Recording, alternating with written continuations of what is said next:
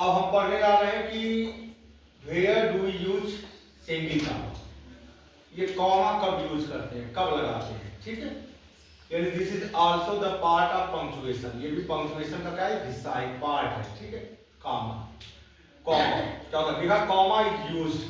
अब पहला कॉमा कब यूज करते हैं, तो पहला लिखा है ये वाली कंडीशन है, to separate more than two words, यानी जब हम दो से अधिक शब्दों को अलग करते हैं, क्या करते हैं, अलग।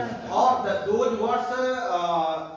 वर्ड्स शुड बी सिमिलर, वो शब्द एक जैसे होने चाहिए। एक जैसे का मतलब ये है कि जैसे यहाँ देखिए ना, a pen, a notebook and a bag and a bag, तो यहाँ पे देखिए बैग, बुक, नोटबुक और पेन ये सिमिलर है। सिमिलर इसलिए है क्योंकि इससे क्या होता है, पढ़ने लिखने का काम होता है। किसका काम होता है, पढ़ने लिखने। और ध्यान ये देना है कि यहाँ देखो, जहां भी कॉमा लगा है, अगर नहीं लगाया तो इट विल बी इनकरेक्ट, गलत हो जाएगा।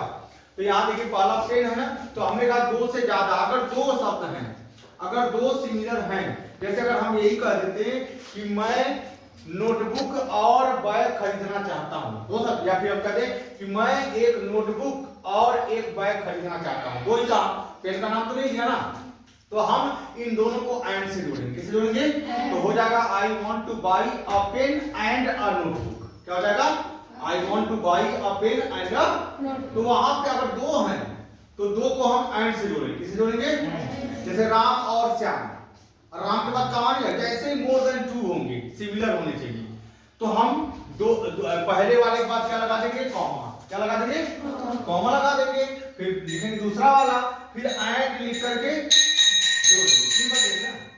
ठीक है, हाँ